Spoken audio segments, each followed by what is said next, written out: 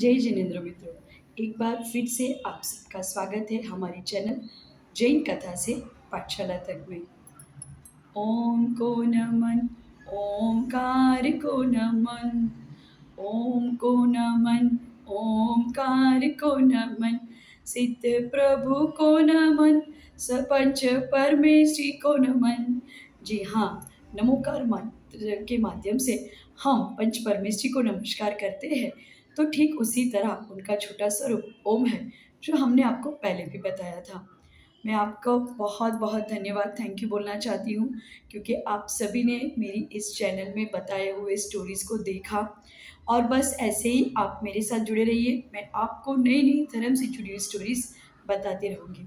मित्र, हमारी श्रृंखला चल रही है नमोकार मंत्र की। बहुत अच्छी सी स्टोरी आपने लास्ट में सुनी, कैसे बंदर का जीव जो नमोकार मंत्र को सुनता है और अपनी आत्मा को कहाँ तक कल्याण लेके मोक्ष की यात्रा तक लेके चलता है। नमोकार मंत्र के बारे में तो आपको मैं क्या बताऊं, इतने सारे नमोकार मंत्र के चमत्कार है कि शायद मैं लिखने बैठ जाऊं तो दिन रात भी कम पड़ जाते हैं। मित्रों, नमोकार मंत्र के बारे में एक बात ऐसी भी बोली जाती है कि जब भी हम कायोत्सर्ग करते हैं तब हमें 9 बार नमोकार मंत्र बोलना चाहिए। उसकी भी एक विधि है, 27 सासों सास में हमें 9 बार नमोकार मंत्र बोलना चाहिए।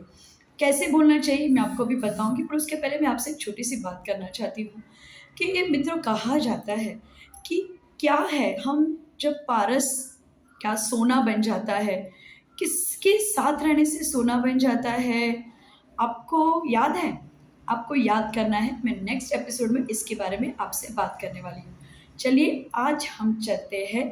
मुझे कमेंट बॉक्स में आपको लिख के बताना है कि वो क्या चीज़ है जिससे छू के हर एक चीज़ सोना बन जाती है, क्योंकि मेरी अगली स्टोरी इसी के आधारित रहेगी। ओके मित्रों, तो आज हम जो स्टोरी बता रहे हैं नमोकार मंत्र के प्रभाव के बारे में, बहुत प्यारी सी सुंदर सी स्टोरी है। बहुत साल पहले की बात है, उज्जैन नगरी थी। उज्जैन नगरी के जो राजा थे वो अपनी रानी को बेहद प्यार किया करते थे। राजा का नाम था राजा धनपाल, और उनकी जो पत्नी थी राजा की, वो राजा जी के साथ एक बार टहलने निकली थी। दोनों राजा रानी टहल रहे थे। रानी बहुत खुश थी क्योंकि उसके गले में राजा ने दिया हुआ सुंदर सा हार था।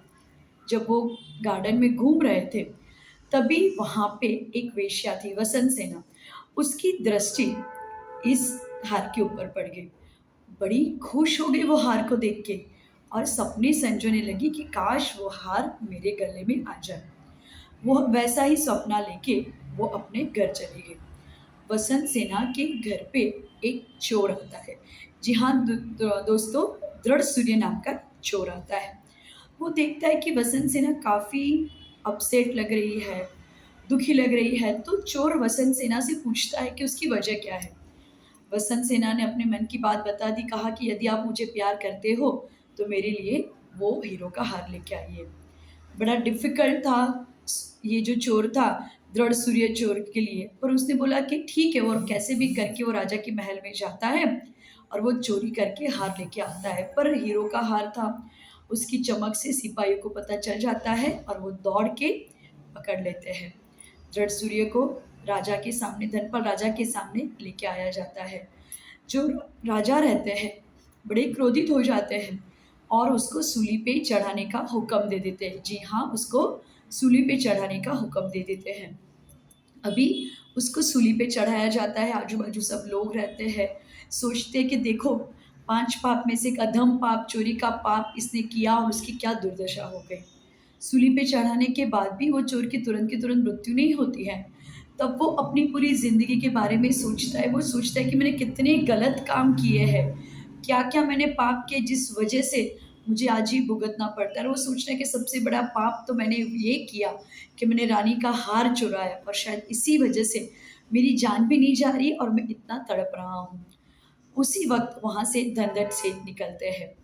वो सेठ को बड़ी दया आ जाती है चोर के ऊपर। वो पूछते हैं कि भाई, मैं आपकी दशा तो देख रहा हूँ, पर फिर भी मैं आपकी कुछ मदद कर सकता हूँ क्या?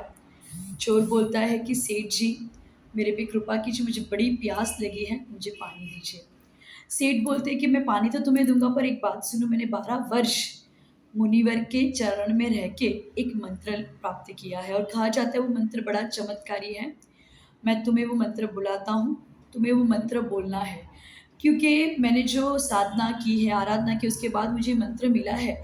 यदि मैं भूल जाऊँगा ये मंत्र तो मेरी सारी 12 साढ़े साल की जो भी साधना है वो खत्म हो जाएगी। चोर को वो सुनाता है, नमो अरिहंताणम, नमो सिद्धाणम, नमो आयर्याणम, नमो उवज्जयणम, नमो लोय सवसाणम। जब तक चोर को ये याद नहीं रहता, तब तक वो उन्हें सुनाता रहता है और फिर जैसे चोर को याद रह जाता है, पानी लेने के लिए चला जाता है। यहाँ पे चोर बड़ी श्रद्धा रखता है, सोचता है कि भई सेठ है, बड़े ध्यानी ज्ञानी सेठ है, धार्मिक सेठ है, तो उन्होंने जो बताया होगा वो सही होगा और इसीलिए वो जाप करता रहता है। जब तक सेठ वापस आए तब तक ये चोर की मृत्यु हो जाती है। पर मित्रों, उसकी मृत्यु तो हो जाती है पर वो स्वर्ग में देव बन जाता है। स्वर्ग में जाके वो देव बन जाता है और जब वो सोचता है कि मैं कहाँ आ गया, तो उन्हें अवधि ज्ञान से पुरानी सारी बातें याद आ जाती है। वो सोचता है कि मुझे सबसे पहले पृथ्वीलोक पे जाके उस सेठ का धन्यवाद करना चाहिए। जब वो पृथ्वीलोक पे आता है तो वो देखता है कि जो सेठ राजा जी रहते हैं, वो राजा जी के पास 2 सिपाही गए हुए रहते हैं और वो बताते हैं कि जो सेठ जी है, धनदत्त सेठ जी, वो अपने आप को बड़े धार्मिक बताते हैं, पर वो आज वो चोर के साथ बात ही कर रहे थे, तो शायद उसको चोर ने कुछ चोरी की चीज़ों के बारे में बताया होगा। राजन जी, आप उसको ज़रूर से बुलाइए, पूछिए। राजा क्रोधित हो जाते हैं और क्रोधित होके आज्ञा देते हैं कि धनदत्त सेठ को अभी के अभी पकड़ के लेके आया जाए। ये बात जब जो चोर था और जो अभी देव बना था उसने सुनी, तो उसको बड़ा ही उसका मन दुखी हो गया कि जो सेठ ने मेरी मदद की उसकी ऐसी दुर्दशा होने वाली है। वो तुरंत भाग के सेठ के घर चला जाता है, वहाँ पे पहरेदारी करने लगता है। राजा के जो 3 सिपाही आते हैं वो बोलते हैं कि आप अभी के अभी जाके राजा जी को आप अभी जाके बुला दीजिए। राजा जी का हुक्म है और हमें दंदत सेठ को अपने साथ लेके जाना है। तो वो जो बूढ़े का रूप बना के जो खड़ा रहता है दरवाजे के बाहर में और जो एक्चुअल में तो देव रहता है, वो उसे मना करता है और सिपाहियों के झगड़ा करने पर उनसे इतना बड़ा झगड़ा करता है कि वो तीनों गिर जाते हैं। ये बात जब राजा को पता चलती है तो राजा अपनी पूरी सेना भेजती है। ये सबको ये जो बूढ़ा बना हुआ रहता है वो हरा देता है। लास्ट में जब राजा खुद आता है और उसको भी ये देव हरा देता है, तो राजा बड़ा लज्जित हो जाता है। तो ये जो चोर जो अभी देव के रूप में आ गया है, वो बोलता है कि देखो भई, मैं आपको छोड़ता हूँ एक शर्त पे, आज सबसे पहले जाके जो सेठ है धनदत्त सेठ, उनसे माफ़ी माँगो। राजा जी धनदत्त सेठ के पास जाते हैं, उनसे माफ़ी माँगते हैं कि मैंने जो किया है वो गलत किया है, मुझे आपको बिना जाने समझे आपको पकड़ने के लिए सिपाही नहीं भेजने चाहिए। जब ये बात धनदत्त सेठ को पता चलती है, तो धनदत्त सेठ सोचने लगते हैं कि कौन से बुज़ुर्ग हैं जो मेरे घर की रखवाली करते हैं। वो जब घर के बाहर निकल के वो बुज़ुर्ग के पास जाते हैं, तो जो बुज़ुर्ग के रूप में कौन थे आप सभी को पता है, चोर जो देव बना था, वो हाथ जोड़ के अपने मूल स्वरूप में देव के स्वरूप में आ जाता है, वो बताता है, सारी बातें बताता है। ये जब बात धनदत्त सेठ को पता चलती है तो बड़े खुश हो जाते हैं कि मेरे नमोकार मंत्र ने किसी का कल्याण किया। पर उस वक़्त जो राजा थे धनपाल सेठ, वो सबसे अधिक खुश हो जाते। वो सोचते कि मेरे नगर में इतने धार्मिक लोग हैं और जैन धर्म की इतनी सारी प्रभावना और उसके नमोकार मंत्र का इतना सारा चमत्कार। राजा जी भी बहुत खुश हो जाते हैं और वो तुरंत के तुरंत जैन धर्म को स्वीकार कर देते हैं, नमोकार मंत्र सीखते हैं और इस तरह पूरे नगर में, गाँव में सबको पता चल जाता है जैन धर्म के बारे में, नमोकार के बारे में और सब लोग जैन धर्म की जय-जयकार करते हैं। हाँ मित्रों, कैसे? जैन धर्म की जय-जयकार। आप सबको भी जैन धर्म की जय-जयकार करनी है, नमोकार मंत्र को बोलना है और आज एक बार फिर से मैंने आपको बता दिया कि कितना प्रभाव होता है नमोकार मंत्र का, कितना प्रभाव होता है।